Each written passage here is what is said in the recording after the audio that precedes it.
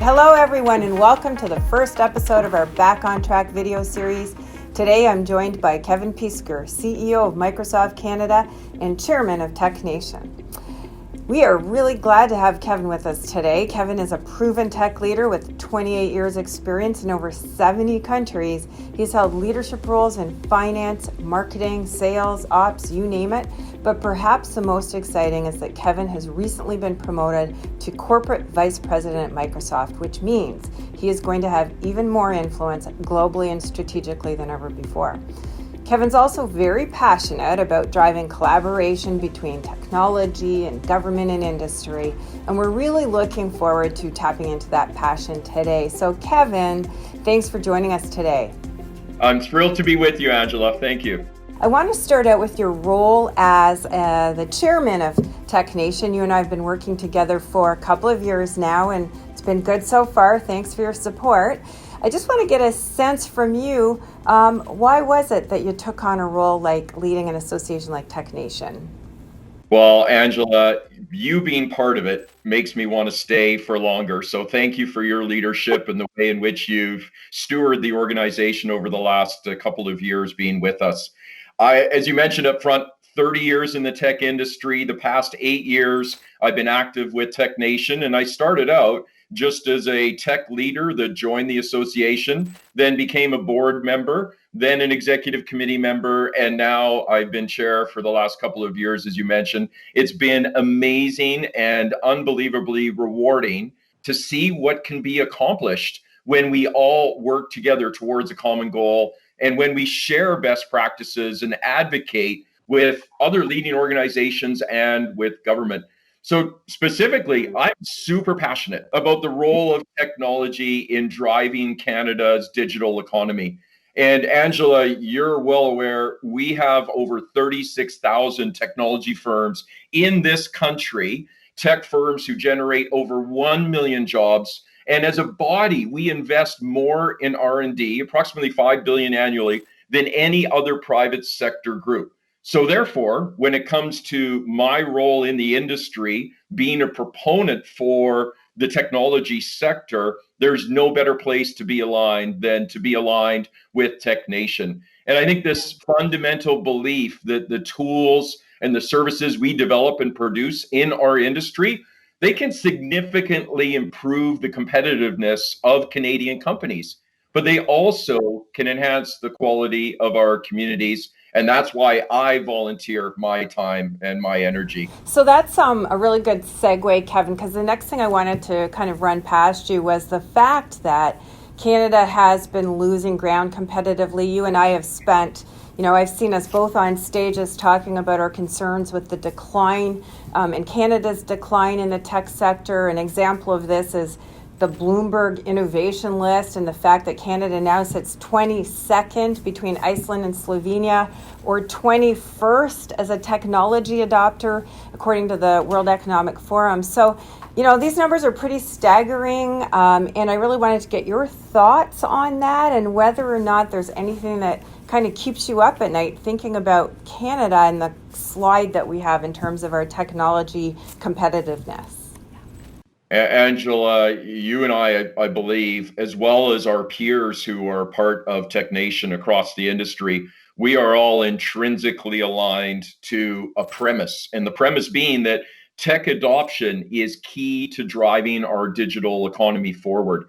And for organizations to remain competitive, not only against each other within the Canadian ecosystem, but more importantly at a global scale, the numbers that you shared are frightening. They really, really are. The view from the World Economic Forum, the United Nations, it's deeply, deeply concerning, not just to me as the leader of Microsoft Canada or the chair of TECHNATION, but also as a proud Canadian citizen and a father. I don't think Canada should rank 20th, 26th, whatever the number is outside of number one in anything. That's just my own penchant for the belief in this nation and the capability of our people. But when we break it down, I think there's government and organizations like Microsoft and like our peers in the industry. We're making significant investments in technology in Canada. And a great example would be taking AI, artificial intelligence, as one lens. Canada is ranked among global leaders in terms of talent and capabilities. We have here in Canada great minds like Joshua Bengio, Jeffrey Hinton, and others. Universities like Waterloo, U of T, UBC, University of Alberta, University of Montreal, that are doing fundamental groundbreaking research. And we've had this sort of bloom in startup ecosystems across the country, which is amazing, starting with Mars, Invest Ottawa, Element AI, Amy, LeComp in Quebec City. As a country, we've significantly enhanced investments in skilling, both at the government level and at the industry and academic level. And while we've done a lot, Angela, I believe our global competitors are doing more. Right. Well, yeah, we are. As we're ranked number 3 in creating AI, we're ranked 9th out of 10th in adopting AI. Yeah. So it's really, really clear that organizations who embrace the power of the cloud, of data and AI are more likely to grow, more likely to be competitive globally, and quite frankly, as we've seen over the last few months, be more agile in transforming and responding to disruption. So, yeah, I mean, there was a recent quote. Our CEO Satya Nadella said he's seen 2 years of digital transformation in 2 months. And we've seen that right here in Canada. Organizations that had adopted cloud technologies have been much better positioned to be successful. And I Right. recall a year ago saying the future is now, in the sense that we must either transform as Canadian companies, as a Canadian government, or we will be transformed.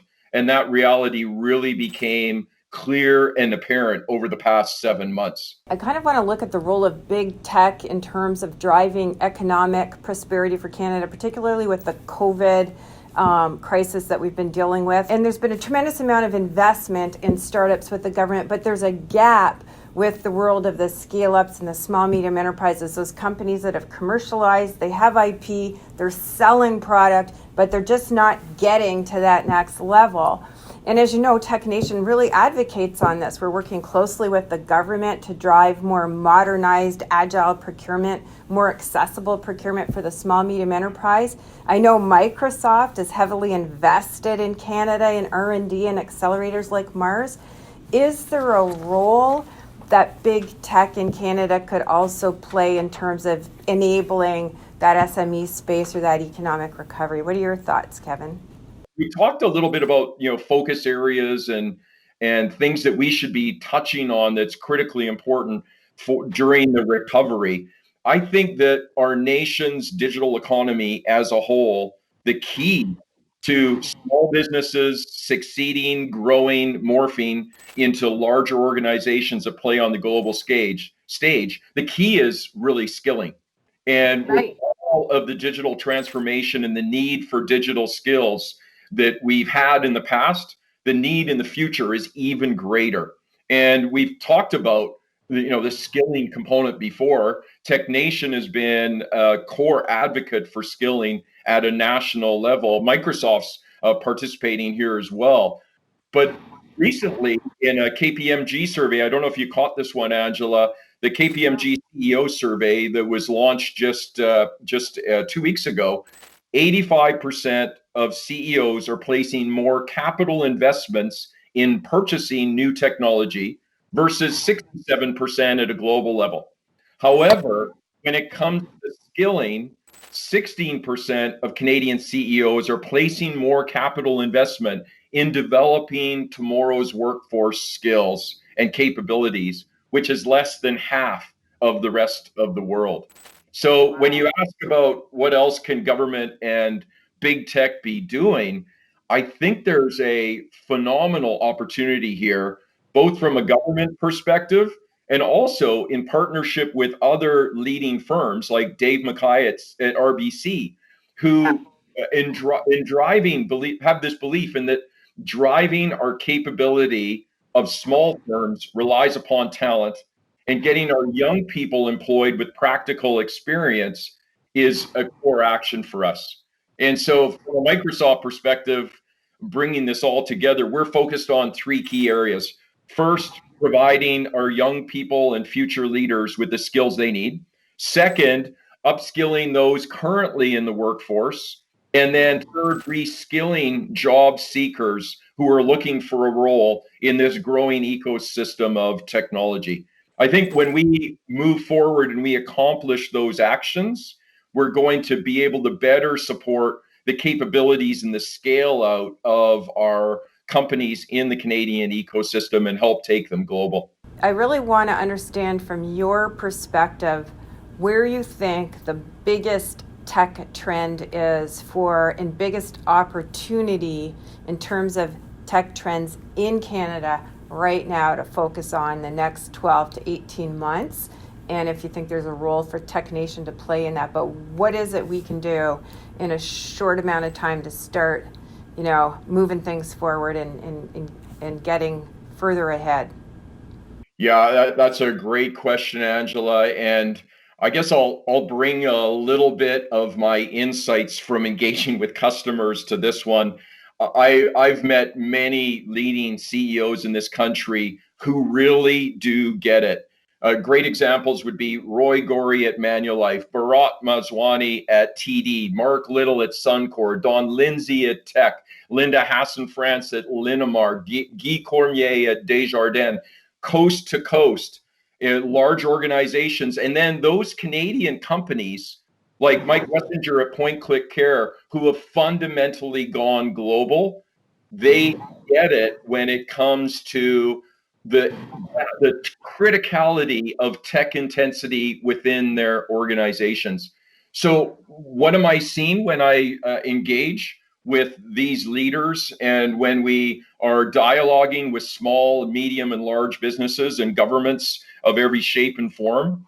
There are a couple of core trends that I think are there right now. Number one, a trend that's been going on for quite some time has been organizations getting themselves into a position to be able to modernize with speed and agility. And one of the core ways that they've been undertaking that has been by moving into cloud related infrastructures or cloud software applications. So, infrastructure as a service, software as a service. Now, this trend line has been going on for a while and it's accelerated rapidly in the last year and a half, 2 years, but it is still nascent in terms of the actual impact. And when I look at other countries outside of Canada, the UK government, the work that they're doing, the Australian government, financial firms in Japan, in the UK, in France, and Germany, there is a massive globally. There's just so much effort going into providing a platform for modernization. The second component is what most organizations are truly trying to get a handle on is this thing called data, which we've been talking about forever as an industry as well. But it's one thing to talk about it and it's another to do it. It's kind of akin to someone trying to get fit by watching someone else go to the gym. You actually have to participate, right? And so when it comes to data, this view that data being core to the modernization of applications and those applications taking advantage of the power of platform technologies in the cloud, of cognitive capabilities which provide for predictive analytics, which provide for the next best action, enhance customer engagement, a streamlining of processes within a firm. I'm seeing those two become as key, paramount new trends. The third one, of course, is super obvious, and we're going to see a lot more. Is the virtualization of everything? And if there's something that would be my plea to Canadians across the country, it would be to demand of our provinces, every province across the country, because we are decentralized in health, but it would be to demand that we think about the engagement with our health system in a different way. And we're seeing some private firms do really good work. about, my next best doctor and visits that are remote from someone's home. That can be done at scale, and the efficiency for our healthcare system at province-wide levels not only can help us diagnose and catch existing or emerging issues early in the cycle, but it can streamline and give every Canadian a better sense of comfort that they can engage with a doctor without having to take hours out of their workday, without having to go into an environment that may have other people that have some form of an infection or others, and be able to have that dialogue with their doctor in a streamlined way to enhance the efficiency of our medical system. There's so much we can do in that regard as a country. Great points and really great insight. Great talking to you today. It's always fun. Miss your Canadian jacket though. Angela, it's always a pleasure to engage with you. Thank you for the work you're doing to support the technology ecosystem of Canada, to ensure that our government understands the importance of this industry to all 37 million plus Canadians, and to ensure also that we are leading with diversity and inclusion. We're building skills across the ecosystem. We're giving young people the opportunity to have real world experiences. And we're doing all of that while we build the capability set of Canadians across small organizations to large, and support the economy of this country. Thank you so much, Angela. Thanks, Kevin.